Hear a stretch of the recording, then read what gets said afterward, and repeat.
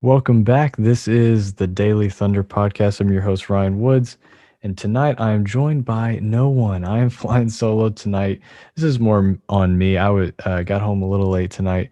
So we are flying solo. I want to get to the game tonight. Tonight was a pretty momentous game, a pretty important game for the Thunder going forward, especially if you've been listening to the show throughout the year. You know this is one that we've been looking at for a while. This one against Cleveland. So we're gonna get to that. Want to get to a couple players from this game to point out. There were some positives. The Thunder did lose this game, 129-102. I want to get to a couple players, and then I want to get to some of the ramifications of tonight's loss to Cleveland and why it's important. So let's get into.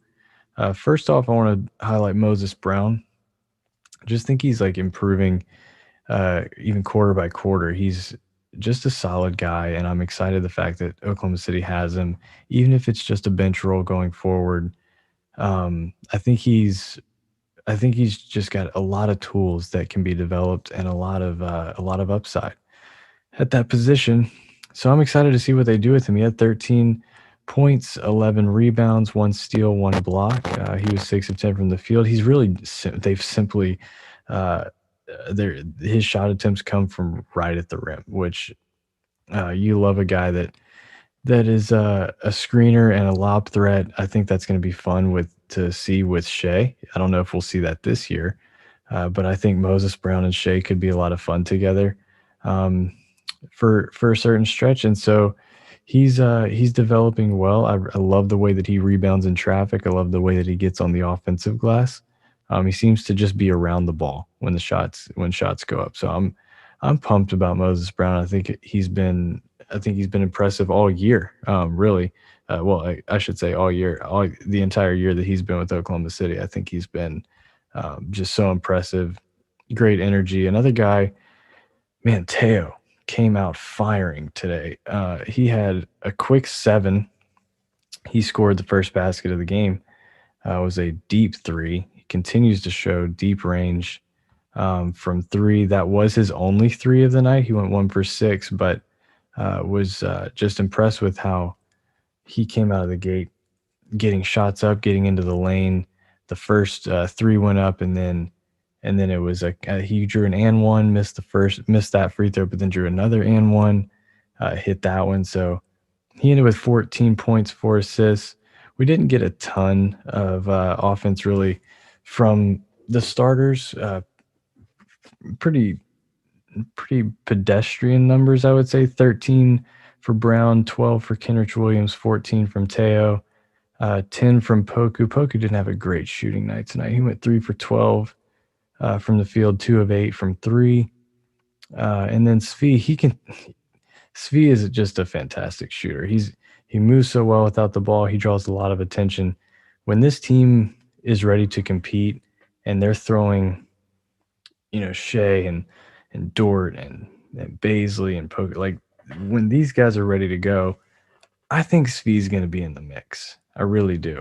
I think they're gonna re-sign him, and I think they're gonna love having Svi Mykhailiuk on the team going forward. Another guy, Ty Jerome, he led the team in scoring, 23 points, 3 rebounds, 3 assists off the bench, 9 of 16 from the floor, and 5 of 9 from 3. Early on, we saw Ty, and he wasn't not shooting the 3, but he was making the most of his minutes in the lane and getting in the lane and setting the table for other guys. But he, in the last several games, has really been flashing how good of a shooter he is, and not just from 3-point range, but he's got kind of every level. He's just a fantastic shooter. Great floater, great pull-up game. He kind of knows what the defense is giving him when it comes to getting in the lane. He doesn't he doesn't take the ball into a bad shot. He typically knows, okay, I'm 15 feet, I'm 10 feet, and this is what they're going to give me. And I love his patience in the lane, but yeah, he's really showing he is a fantastic shooter. I'm pumped about Ty. He looks like a steady sixth man off the bench for a lot of good teams, not just the Thunder, but a lot of really good teams. I think would love to have a guy like Ty Jerome off the bench. So pumped about him. And then let's talk about uh, the newcomer Jalen Horde. Two games with the Thunder, 2 games scoring in double digits, 12 points, 5 boards, 2 assists, 4 of 9 from the field. Getting to the free throw line, it took him 2 games to. He had 6 free throw attempts tonight. I think he had a couple in the first game. Like, that's a very encouraging sign for someone that's so new to the team to be getting to the free throw line. I thought he again made the most of his minutes. He had just under 25 minutes tonight.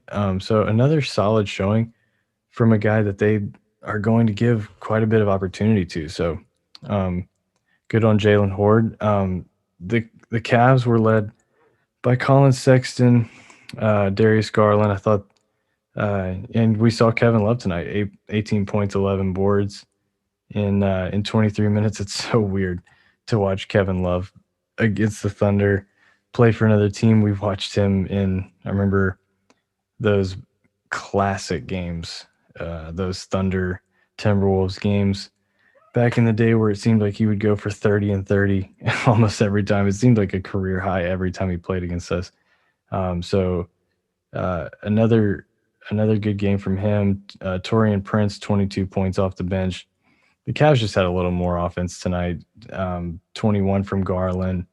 Okoro scored 15. Like they just got contributions, really strong contributions from guys all up and down their roster. So they were the team playing, with more experienced guys, just higher level guys tonight across the board for Cleveland. So this was a really, really, really important game, obviously for tanking purposes, for draft pick purposes, for ping pong ball purposes, and this drops Oklahoma City's record to 20 and 32. Cleveland had 18 wins. Oklahoma City serves up their 19th win to them. They're now 19 and 32. So Oklahoma City inches closer to dropping lower than Cleveland in the standings. And I believe, I don't want to get this wrong. Yeah, Washington got that win last night over Orlando, that was really important because we're looking for Washington and Cleveland. Those are the 2 teams that are sitting at 5 and 6. Oklahoma City's at 7. So if Oklahoma City can drop down to 5, then you're feeling really good about where they are, especially given that this team was, they weren't ever like 12th or 13th, but they had gotten up to like 8 or 9, and that's not really where they want to be as far as they're making their way to the bottom. So be looking for tomorrow night's game. The Wizards play the Warriors. And if the Wizards can go pick off a game like that, like those are really, really, really important to Oklahoma City. And I want to go to, let's update Tankathon. We haven't done that today. So yeah, Oklahoma City sits at 7, Cleveland 6, Washington 5. But both Washington and Cleveland have 19 wins. Oklahoma City has 20. So you're looking at, Washington has 18. So 19 wins for Cleveland, 18 wins for Washington, 17 for Orlando. Those are the teams that we're closest to. So if we can continue to use the Oklahoma City's terminology, explore the roster, and they are going to. We'll talk about a move here in a second that they made that was announced after the game. But if they'll continue down this path, I really do think Oklahoma City is going to end with the top, with the bottom 5 record, which means you're in line. You're giving yourself a really, really good shot at one of these guys that we've talked about all year is just could be a franchise altering type guy. So they're making the most of their situation right now. Um, I'm sure some of you would say it took him a little too long, and I'm sure some of you are kind of rolling your eyes when we talk about these losses as positives. But this is a very, very big night for Oklahoma City, with Cleveland getting this win. And so that move that I referenced, so Darius Miller was waived tonight, and Oklahoma City. This is from Shams. This was just a little bit after the game. The Thunder is waiving swingman Darius Miller, creating roster space to sign EuroLeague forward Gabriel Deck of Real Madrid to a contract. So that gives, I believe, tomorrow is the deadline for a guy like Darius Miller to be signed and still be eligible to play in the playoffs. So be looking for tomorrow. There could be a report if teams are interested in a swing guy like Darius Miller, somebody that can hit threes. We saw him come in and be effective and hit threes. No question about that. So we'll see if a team is interested in enough in him to pick him up for a possible playoff run.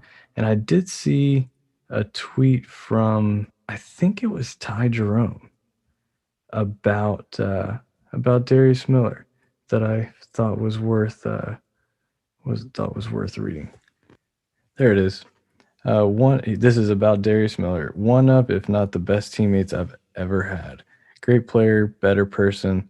Love my boy. Thanks for everything. So, another guy that has come and gone, wasn't here for very long, but obviously made an impact on his teammates. So Darius Miller out the door, and they're making that roster spot now open for Gabriel Deck. I honestly have I have nothing for you on him yet, but I will be tracking down as much information on him as I can here in the next couple of days. And I would imagine that Brandon and I will get into what we know about him on our next podcast. So be looking for that. We will be back after Oklahoma City's game on Saturday. They get a day off after a back-to-back. They have a day off, and then they'll play Saturday at home where they host the 76ers, one of the premier teams in the Eastern Conference. So we will be back after that game. Sorry if you're hearing this. I'm in a very squeaky chair tonight. So disregard that. Thanks. And we will talk to you after that game on Saturday. Thanks so much for listening, and we will be back on Saturday. This is the Daily Thunder Podcast.